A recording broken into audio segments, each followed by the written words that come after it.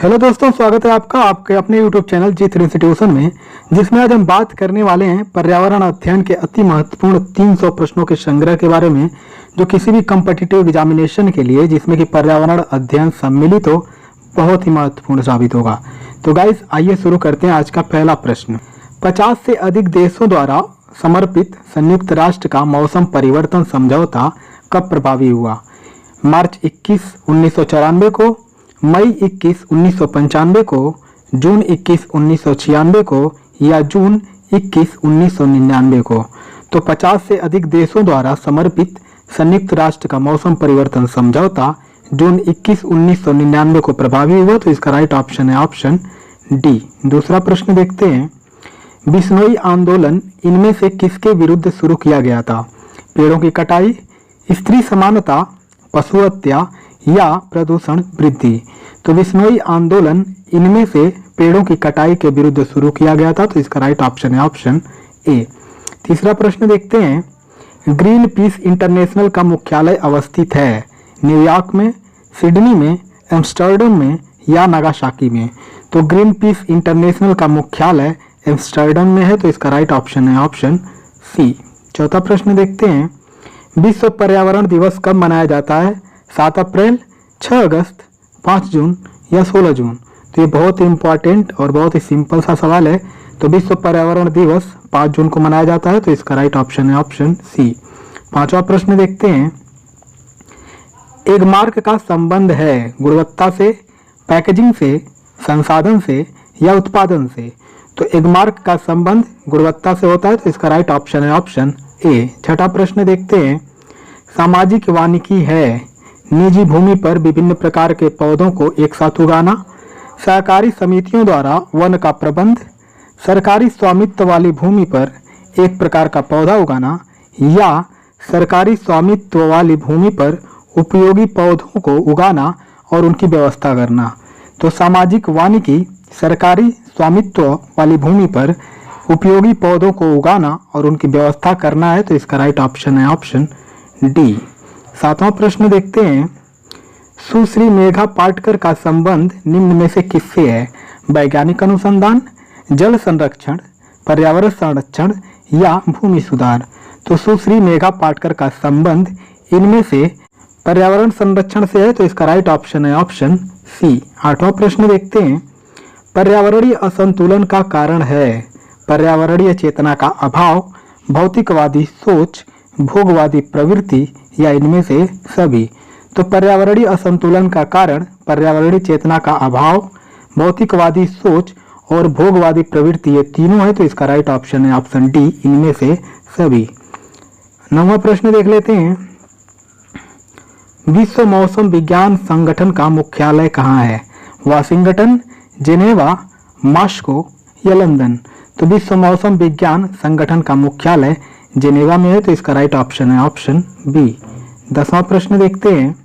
पर्यावरण संरक्षण अधिनियम पारित हुआ था 1982 में, 1986 में, 1990 में या 1994 में। तो पर्यावरण संरक्षण अधिनियम 1986 में पारित हुआ था। तो इसका राइट ऑप्शन है ऑप्शन बी।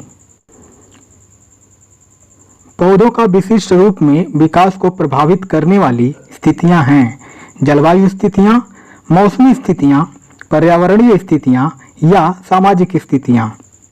तो पौधों का विशिष्ट रूप में विकास को प्रभावित करने वाली स्थितियां पर्यावरणीय स्थितियां हैं। तो इसका राइट ऑप्शन है ऑप्शन सी।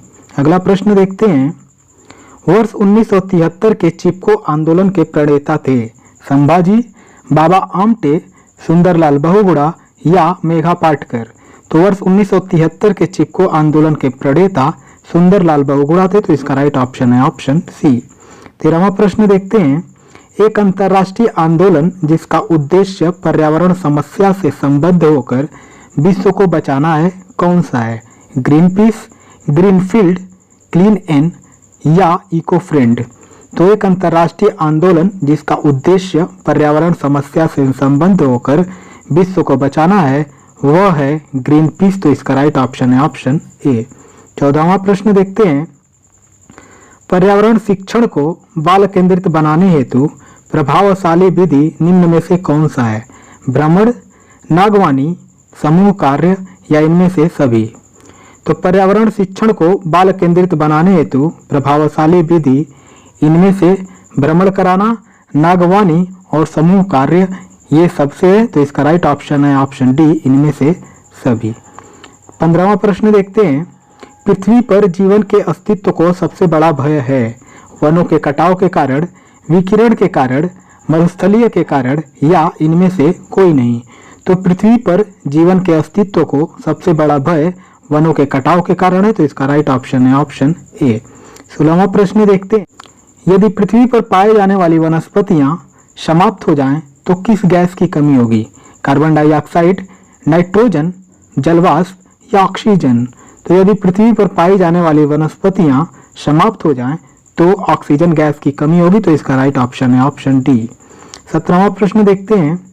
सामाजिक वानिकी में प्रयुक्त बहुउद्देशीय वृक्ष का एक उदाहरण है शीशम, ढाक, यूकेलिप्टस या खेजरी? तो सामाजिक वानिकी में प्रयुक्त बहुउद्देशीय वृक्ष का एक उदाहरण ढाक है। तो इसका राइट ऑप्शन है ऑप्शन बी। 18वां प्रश्न देखते हैं। प्रथम विश्व पर्यावरण दिवस किस वर्ष मनाया गया था? 1973 में, 1972 में, 1980 में या 1974 में?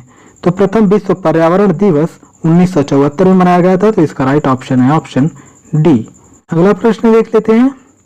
पृथ्वी शिखर सम्मेलन हुआ था शिकागो में, एडिलेड में, लंदन में या रियो डी जेनेरियो में? तो पृथ्वी शिखर सम्मेलन रियो डी जेनेरियो में हुआ था। तो इसका राइट ऑप्शन है ऑप्शन डी। 20वां प्रश्न देखते हैं।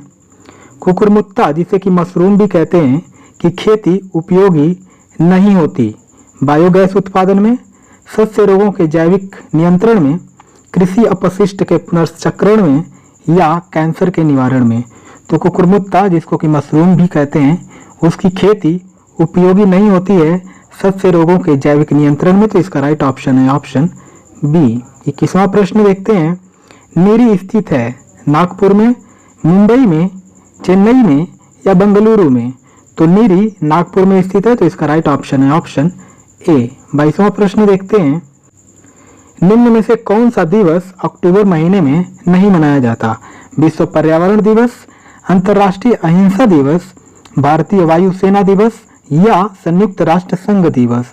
तो इनमें से विश्व पर्यावरण दिवस जो कि 5 जून को मनाया जाता है ना कि अक्टूबर में, तो इसमें से विश्व पर्यावरण दिवस अक्टूबर महीने में नहीं मनाया जाता है। ये किसमें मनाया जाता है? तो ये 5 जून को मनाया जाता है। तो इसका राइट ऑप्शन है ऑप्शन ए। 23वां प्रश्न देखते हैं। भारत का केंद्रीय औषधि अनुसंधान संस्थान स्थित है दिल्ली, बेंगलुरु, चेन्नई या लखनऊ? तो भारत का केंद्रीय औषधि अनुसंधान संस्थान लखनऊ में स्थित है। तो इसका राइट ऑप्शन है ऑप्शन डी। 24वां प्रश्न देखते हैं। राष्ट्रीय जैव विविधता प्राधिकरण कहाँ स्थित है? पुडुचेरी, मंगलोर, हैदराबाद या चेन्नई? तो राष्ट्रीय जैव विविधता प्राधिकरण चेन्नई में स्थित है। तो इसका राइट ऑप्शन है ऑप्शन डी। 25वां प्रश्न देखते हैं। प्राकृतिक आपदा जिसमें गहरी झील के जल से कार्बन डाइऑक्साइड सहसा फूटती है कहलाती है लिमिनिक, लैकास्ट्रीन, नदीय या हिम नदीय? तो प्राकृतिक आपदा जिसमें गहरी झील के जल से कार्बन डाइऑक्साइड सहसा फूटती है वह लिमिनिक कहलाती है। तो इसका राइट ऑप्शन है ऑप्शन ए। 26वां प्रश्न देखते हैं। अनाजों और तिलहनों के अनुपयुक्त रख रखाव और भंडारण के परिणाम स्वरूप आविशों का उत्पादन होता है जिन्हें अफ्लाटॉक्सिन के नाम से जाना जाता है, जो सामान्यतः भोजन बनाने की आम विधि द्वारा नष्ट नहीं होते। अफ्लाटॉक्सिन किसके द्वारा उत्पादित होते हैं? जीवाणु, प्रोटोजोआ, फफूंदी या विषाणु? तो अनाजों और तिलहनों के अनुपयुक्त रख रखाव और भंडारण के परिणाम स्वरूप आविशों का उत्पादन होता है जिन्हें अफ्लाटॉक्सिन के नाम से जाना जाता है, जो सामान्यतः भोजन बनाने की आम विधि द्वारा नष्ट नहीं होते। अफ्लाटॉक्सिन इनमें से फफूंदी के द्वारा उत्पादित होता है। तो इसका राइट ऑप्शन है ऑप्शन सी।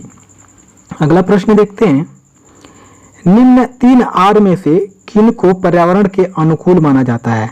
Reduce, rebuild, restrict, random reduce, recall, read, register, recall या रिड्यूस, रीयूज, रिसाइकल।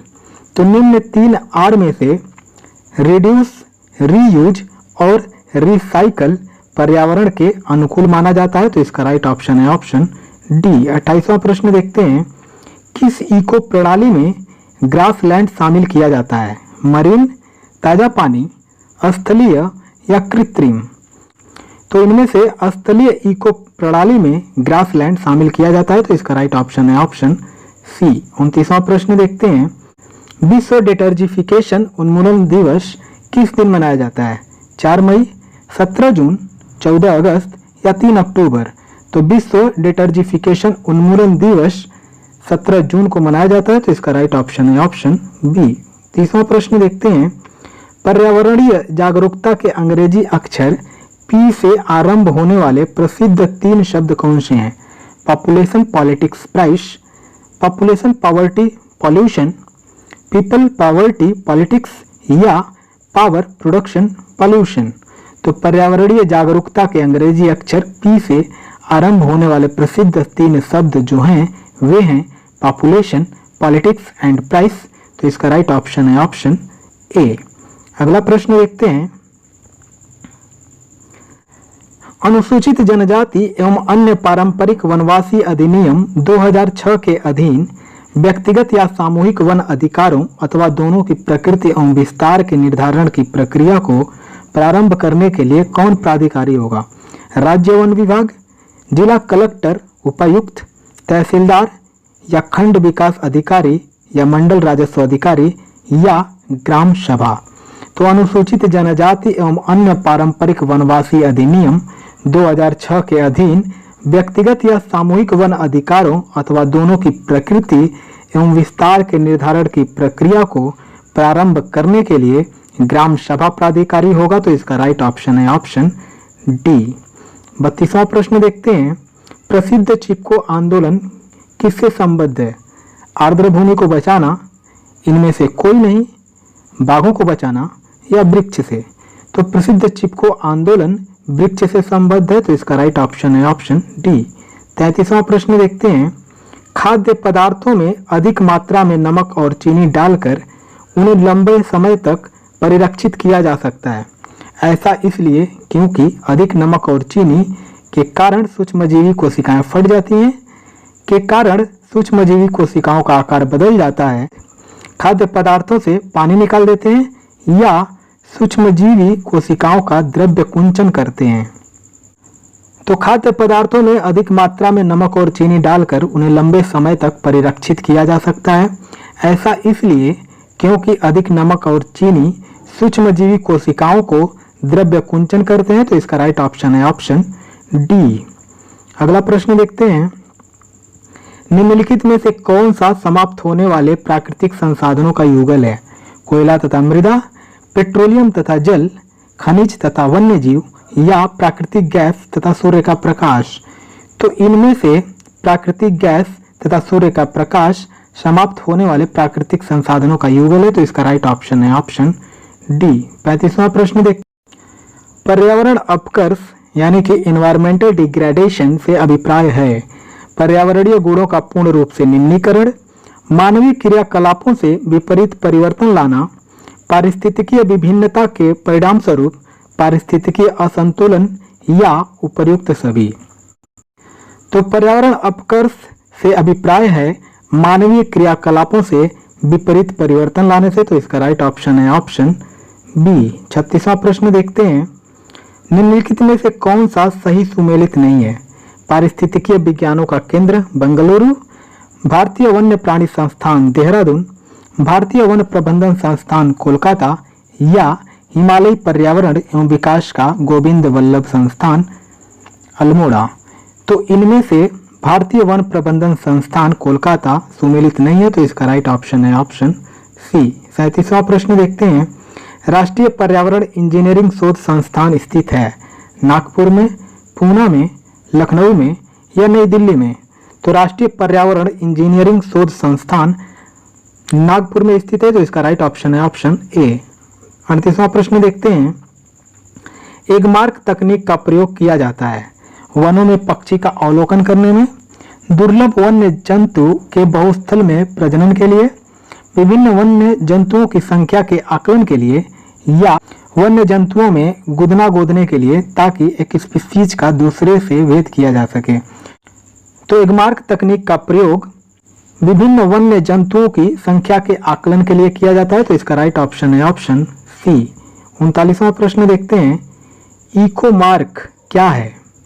प्रदूषण मुक्त औद्योगिक इकाई को नामपत्रित करने की योजना, पर्यावरणीय अनुकूली उपभोक्ता उत्पादन को नामपत्रित करने की योजना, लाभकारी उत्पादन तकनीक या पारिस्थितिकी अनुकूली भवनों को मान्यता देने वाला अंतर्राष्ट्रीय प्रमाणन। तो इकोमार्क पर्यावरणीय अनुकूली उपभोक्ता उत्पादन को नामपत्रित करने की योजना है। तो इसका राइट ऑप्शन है ऑप्शन बी। 40वां प्रश्न देखते हैं, विश्व पृथ्वी दिवस मनाया जाता है 22 अप्रैल, 20 अप्रैल, 25 अप्रैल या 21 अप्रैल। तो विश्व पृथ्वी दिवस 22 अप्रैल को मनाया जाता है। तो इसका राइट ऑप्शन है ऑप्शन ए। 41वां प्रश्न देखते हैं, भारत शासन ने पर्यावरण विभाग का गठन किया 1972 में, 1980 में, 1992 में या 2002 में। तो भारत शासन ने पर्यावरण विभाग का गठन 1980 में किया। तो इसका राइट ऑप्शन है ऑप्शन बी। 42वां प्रश्न देखते हैं, निम्नलिखित में से कौन सा एक राष्ट्रीय हरित अधिकरण यानी कि नेशनल ग्रीन ट्रिब्यूनल की प्रधान बैठक का स्थान है? कोलकाता, हैदराबाद, लखनऊ या नई दिल्ली। तो इनमें से दिल्ली राष्ट्रीय हरित अधिकरण की प्रधान बैठक का स्थान है। तो इसका राइट ऑप्शन है ऑप्शन डी। 43वां प्रश्न देखते हैं, भारत के प्रत्येक नागरिक का कर्तव्य होना प्राकृतिक पर्यावरण का संरक्षण एवं सुधार, यह कथन भारतीय संविधान के किस अनुच्छेद से संदर्भित है? अनुच्छेद 48A, अनुच्छेद 51A, अनुच्छेद 56 या अनुच्छेद 21। तो भारत के प्रत्येक नागरिक का कर्तव्य होना प्राकृतिक पर्यावरण का संरक्षण एवं सुधार, यह कथन भारतीय संविधान के अनुच्छेद 51A से संदर्भित है। तो इसका राइट ऑप्शन है ऑप्शन बी। 44वां प्रश्न देखते हैं, निम्नलिखित में से कौन सी पुस्तक पर्यावरण पर केंद्रित है? And then one day, here I stand, the late great planet Earth या साइलेंट स्प्रिंग। तो इनमें से साइलेंट स्प्रिंग पुस्तक पर्यावरण पर केंद्रित है। तो इसका राइट ऑप्शन है ऑप्शन डी। 45वां प्रश्न देखते हैं, वर्ष 2015 में अर्थ आवर मनाया गया था 31 मार्च को, 28 मार्च को, 27 मार्च को या 19 मार्च को। तो वर्ष 2015 में अर्थ आवर 28 मार्च को मनाया गया था। तो इसका राइट ऑप्शन है ऑप्शन बी। 46वां प्रश्न देखते हैं, राजीव गांधी पर्यावरण पुरस्कार दिया जाता है वन रोपण तथा परती भूमि के संरक्षण में, वन्य जीव संरक्षण में, स्वच्छ प्रौद्योगिकी एवं विकास में या पर्यावरण पर हिंदी पुस्तक लेखन में। तो राजीव गांधी पर्यावरण पुरस्कार स्वच्छ प्रौद्योगिकी एवं विकास में योगदान के लिए दिया जाता है। तो इसका राइट ऑप्शन है ऑप्शन सी। 47वां प्रश्न देखते हैं, कौन समुदाय प्रत्येक वर्ष कतिपय विशिष्ट समुदाय, जनजाति, पारिस्थितिकीय रूप से महत्वपूर्ण मास भर चलने वाले अभियान त्योहार के दौरान फलदार वृक्षों के पौधों का रोपण करते हैं? भूटिया और लेप्चा, गोंड और कोरकू, इरुला और तोड़ा या सहरिया और अगरिया। तो इनमें से गोंड और कोरकू समुदाय प्रत्येक वर्ष कतिपय विशिष्ट समुदाय या जनजाति पारिस्थितिक रूप से महत्वपूर्ण मास भर चलने वाले अभियान या त्योहार के दौरान फलदार वृक्षों के पौधों का रोपण करते हैं। तो इसका राइट ऑप्शन है ऑप्शन बी। अगला प्रश्न देखते हैं, हरा सूचकांक विकसित किया गया है संयुक्त राष्ट्र पर्यावरण कार्यक्रम द्वारा, अंतर्राष्ट्रीय मुद्रा कोष द्वारा, विश्व बैंक द्वारा या इनमें से कोई नहीं। तो हरा सूचकांक संयुक्त राष्ट्र पर्यावरण कार्यक्रम द्वारा विकसित किया गया है। तो इसका राइट ऑप्शन है ऑप्शन ए। 49वां प्रश्न देखते हैं, इको मार्क उन भारतीय उत्पादों को दिया जाता है जो शुद्ध व मिलावट रहित हो, प्रोटीन समृद्ध हो, पर्यावरण के प्रति मैत्रीपूर्ण हो या आर्थिक दृष्टि से व्यवहार्य हो। तो इको मार्क उन भारतीय उत्पादों को दिया जाता है जो पर्यावरण के प्रति मैत्रीपूर्ण हो। तो इसका राइट ऑप्शन है ऑप्शन सी। 50वां प्रश्न देखते हैं, राष्ट्रीय पर्यावरण अभियांत्रिकी संस्थान स्थित है कटक में, जमशेदपुर में, नागपुर में या रांची में। तो राष्ट्रीय पर्यावरण अभियांत्रिकी संस्थान नागपुर में स्थित है, तो इसका राइट ऑप्शन है ऑप्शन सी। 51वां प्रश्न देखते हैं, निम्न में से कौन सा सुमेलित नहीं है? प्रथम विश्व जलवायु सम्मेलन 1979, प्रथम पृथ्वी शिखर सम्मेलन एजेंडा 21, पृथ्वी शिखर सम्मेलन +5 1997, कार्बन व्यापार मॉन्ट्रियल प्रोटोकॉल। तो इनमें से कार्बन व्यापार मॉन्ट्रियल प्रोटोकॉल सुमेलित नहीं है, तो इसका राइट ऑप्शन है ऑप्शन डी। 52वां प्रश्न देखते हैं, ग्रीन पीस यानी कि हरित शांति क्या है? एक कृषि संबंधी संस्था, एक अंतर्राष्ट्रीय शांति सेवा, पर्यावरण समर्थकों का एक अंतर्राष्ट्रीय संगठन, या उपरोक्त में से कोई नहीं। तो ग्रीन पीस जिसको कि हरित शांति कहते हैं, यह पर्यावरण समर्थकों का एक अंतर्राष्ट्रीय संगठन है, तो इसका राइट ऑप्शन है ऑप्शन सी। 53वां प्रश्न देखते हैं, फसल चक्र के द्वारा मिट्टी में किस तत्व की स्थिरता संभव हो पाती है? ऑक्सीजन, हाइड्रोजन, फास्फोरस या नाइट्रोजन? तो फसल चक्र के द्वारा मिट्टी में नाइट्रोजन तत्व की स्थिरता संभव हो पाती है, तो इसका राइट ऑप्शन है ऑप्शन डी। 54वां प्रश्न देखते हैं, निम्न में से किस आर्थिक सर्वेक्षण में पहली बार धारणीय विकास और जलवायु परिवर्तन का नवीन अध्याय जोड़ा गया था? 2004-05 में, 2011-12 में, 2012-13 में या 2013-14 में? तो इनमें से 2011-12 में आर्थिक सर्वेक्षण में पहली बार धारणीय विकास और जलवायु परिवर्तन का नवीन अध्याय जोड़ा गया था, तो इसका राइट ऑप्शन है ऑप्शन बी। 55वां प्रश्न देखते हैं, भारत सरकार कृषि में नीम आलेपित यूरिया के उपयोग को क्यों प्रोत्साहित करती है? मृदा में नीम तेल के निर्मुक्त होने से मृदा सूक्ष्मजीवों द्वारा नाइट्रोजन यौगिकीकरण बढ़ता है। नीम लेप मृदा में यूरिया के घुलने की दर को धीमा कर देता है। नाइट्रस ऑक्साइड जो कि एक ग्रीन हाउस गैस है, फसल वाले खेतों से वायुमंडल में बिल्कुल भी विमुक्त नहीं होती है, या विशेष फसलों के लिए यह एक अपत्रीणनाशी जिसको कि बीडिसाइड कहते हैं और एक उर्वरक का संयोजन है। तो भारत सरकार कृषि में नीम आलेपित यूरिया के उपयोग को प्रोत्साहित करती है क्योंकि मृदा में नीम तेल के निर्मुक्त होने से मृदा सूक्ष्मजीवों द्वारा नाइट्रोजन यौगिकीकरण बढ़ता है, तो इसका राइट ऑप्शन है ऑप्शन ए। 56वां प्रश्न देखते हैं, सोपान कृषि कहाँ की जाती है? पहाड़ों के ढलान पर, शुष्क क्षेत्रों में, छतों पर या पहाड़ों की चोटी पर?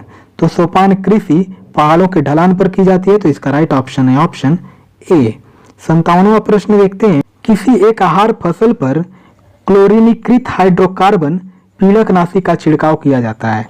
आहार श्रृंखला का क्रम है आहार फसल, मूषक, सर्प, बाज। इस आहार श्रृंखला में पीड़कनाशी की अधिकतम सांद्रता निम्नलिखित में से किसमें संचित होगी?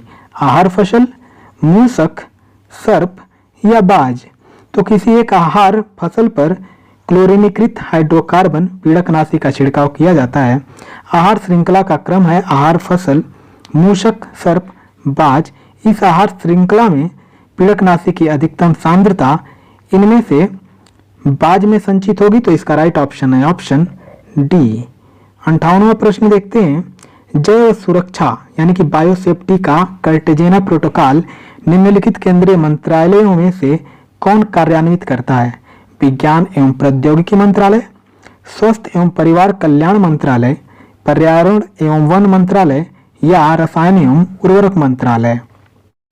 तो जैव सुरक्षा यानी कि बायोसेफ्टी का कार्टेजेना प्रोटोकॉल इनमें से पर्यावरण एवं वन मंत्रालय कार्यान्वित करता है, तो इसका राइट ऑप्शन है ऑप्शन सी। 59वां प्रश्न देखते हैं, IMD यानी कि India meteorological department government of India की स्थापना किस वर्ष हुई? 1976 में, 1900 में, 1950 में या 2005 में? तो IMD यानी कि India meteorological department government of India की स्थापना 1876 में हुई थी, तो इसका राइट ऑप्शन है ऑप्शन ए।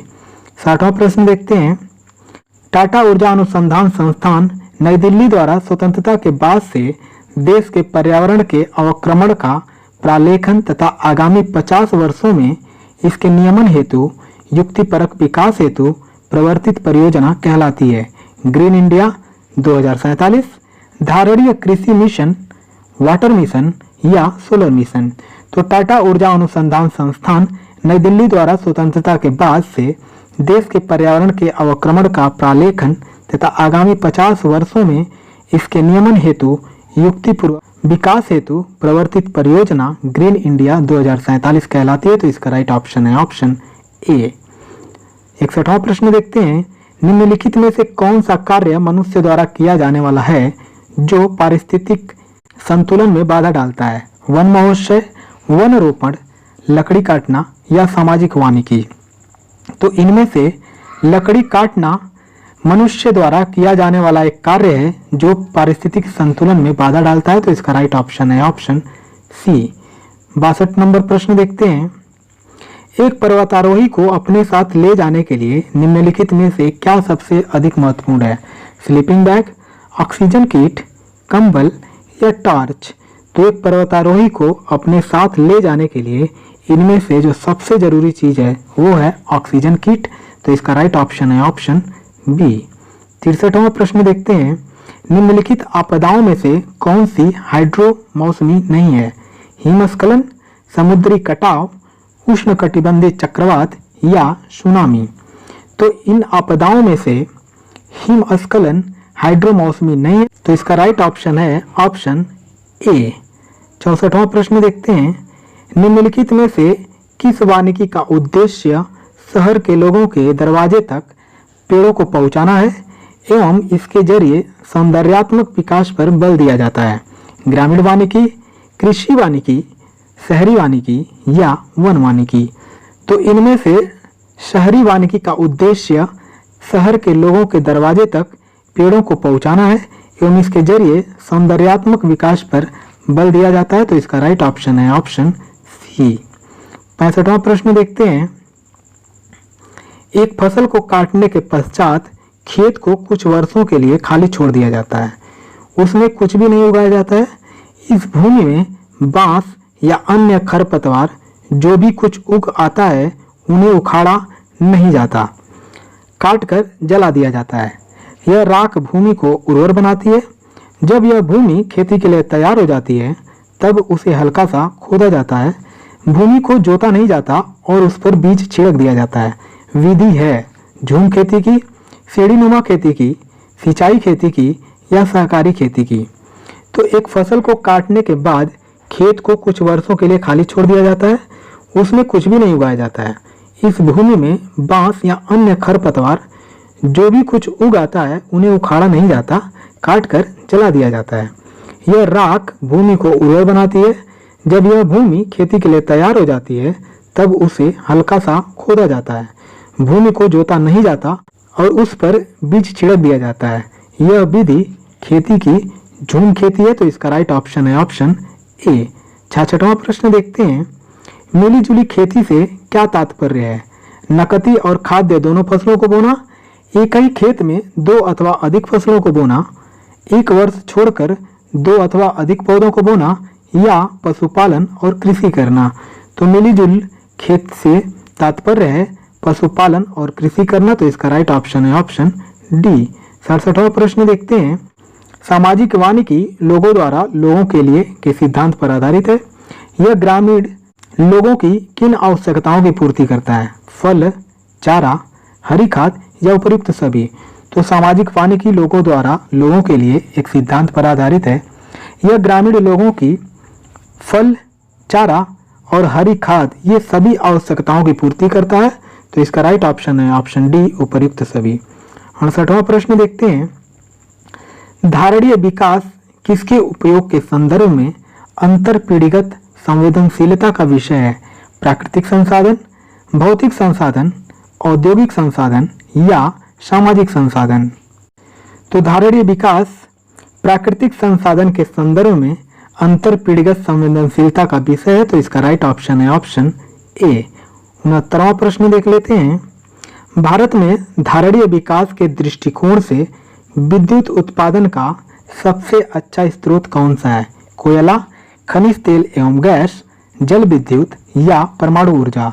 तो भारत में धारणीय विकास के दृष्टिकोण से विद्युत उत्पादन का सबसे अच्छा स्रोत जल विद्युत है, तो इसका राइट ऑप्शन है ऑप्शन सी। 17वां प्रश्न देखते हैं, किसी एक संस्था, व्यक्ति या उत्पाद द्वारा किया जाने वाला कुल कार्बन उत्सर्जन कहलाता है?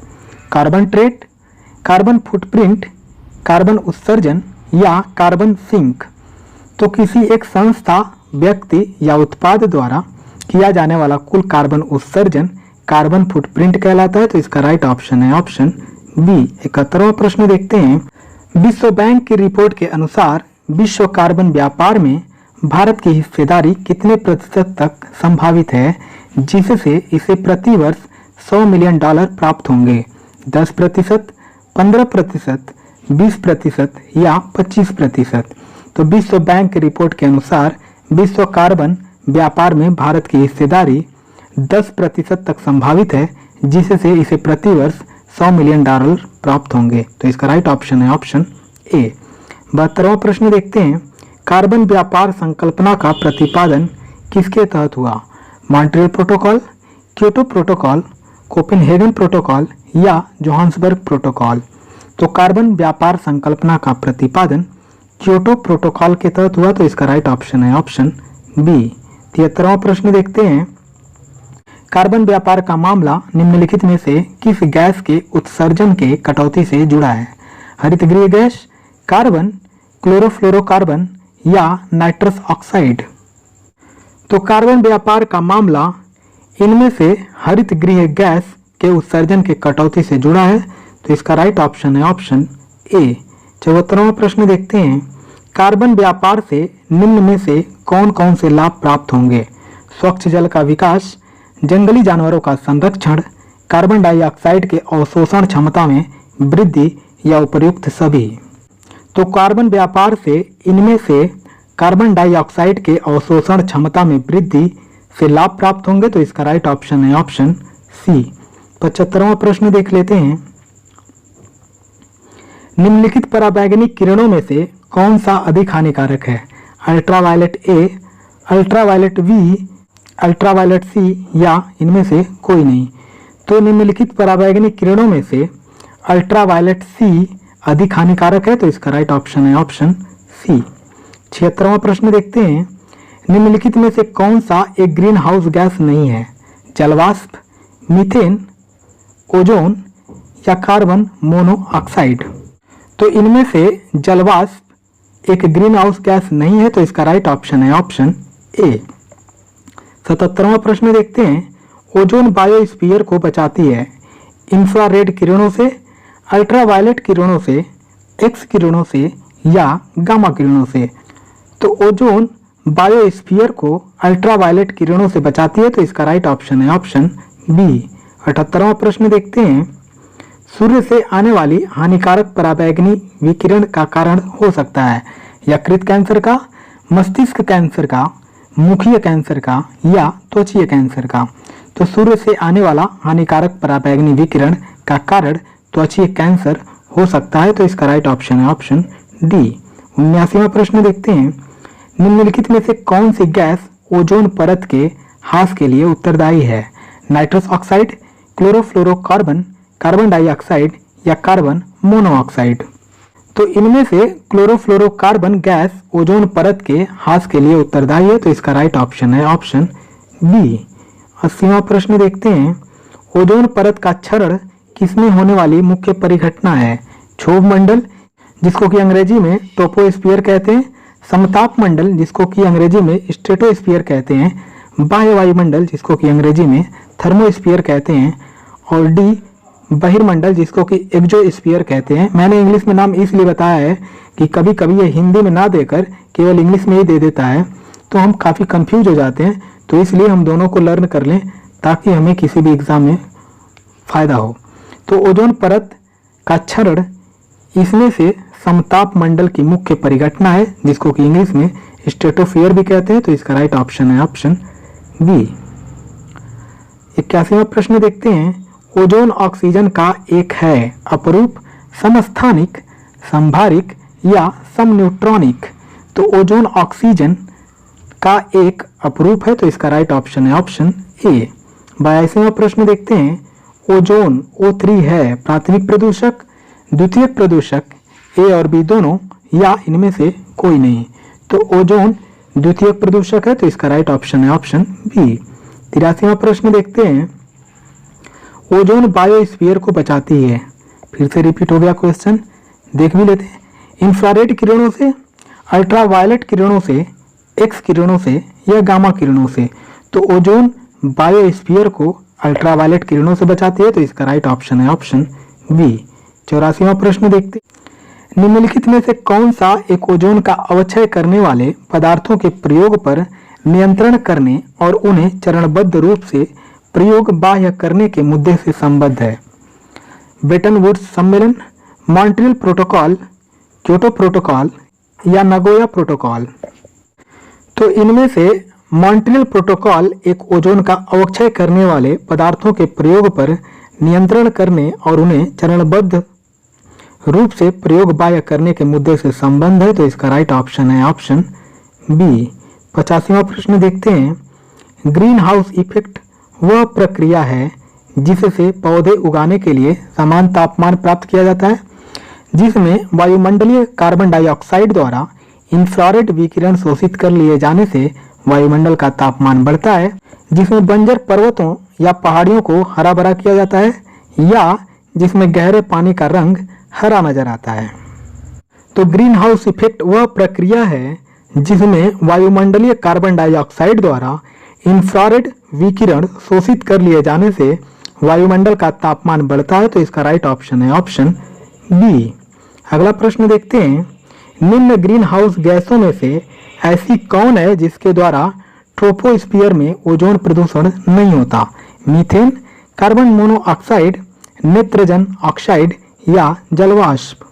तो इनमें से जलवाष्प के द्वारा ट्रोपोस्फीयर में ओजोन प्रदूषण नहीं होता, तो इसका राइट ऑप्शन है ऑप्शन डी। अगला प्रश्न देखते हैं।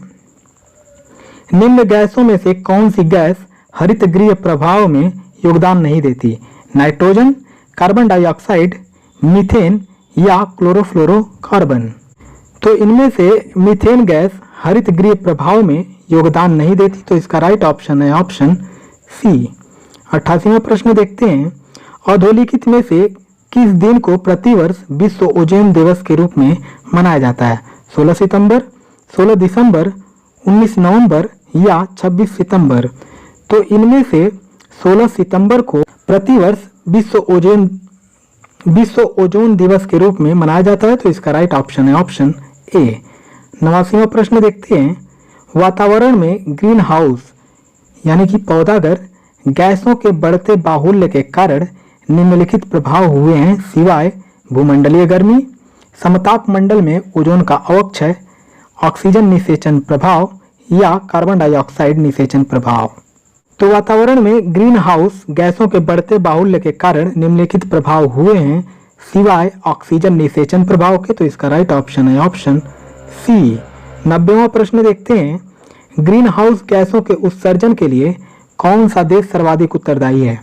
चीन, यूएसए, भारत या यूरोपीय संघ।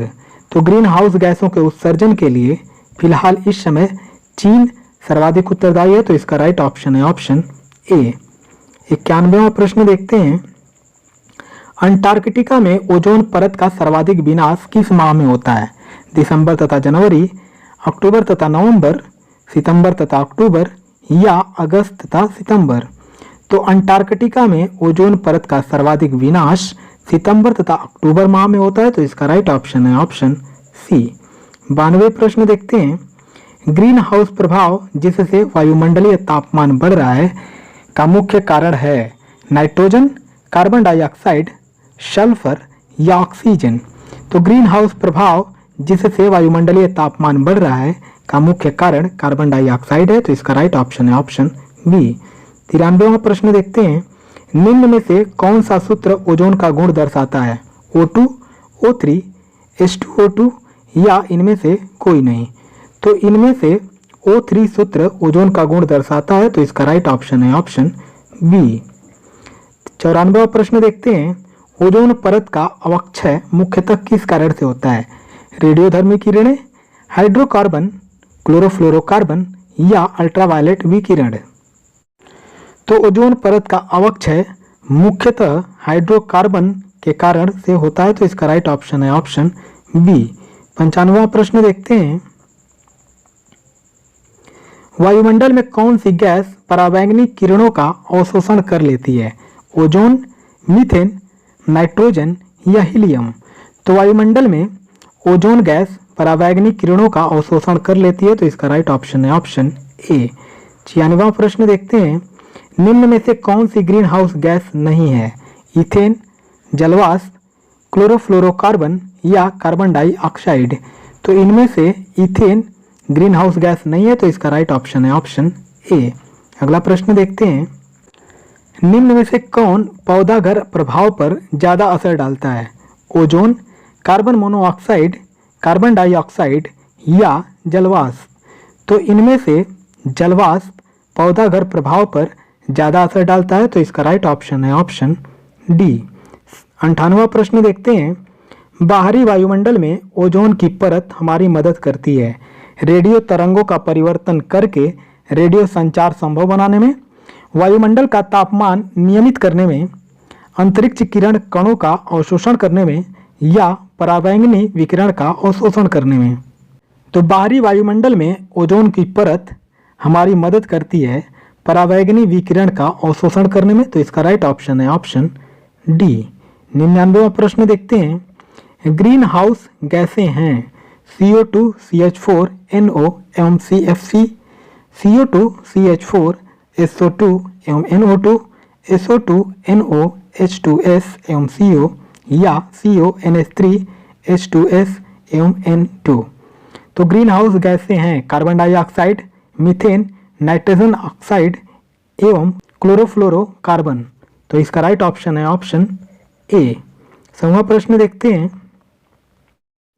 निम्नलिखित में से कौन कौन सा पदार्थ ओजोन नष्टकारक पदार्थ है? क्लोरोफ्लोरोकार्बन, हैलोन, नाइट्रोजन ऑक्साइड या उपर्युक्त सभी। तो इनमें से क्लोरोफ्लोरोकार्बन, हैलोन और नाइट्रोजन ऑक्साइड ये सभी पदार्थ ओजोन नष्टकारक पदार्थ है, तो इसका राइट ऑप्शन है ऑप्शन डी, उपर्युक्त सभी।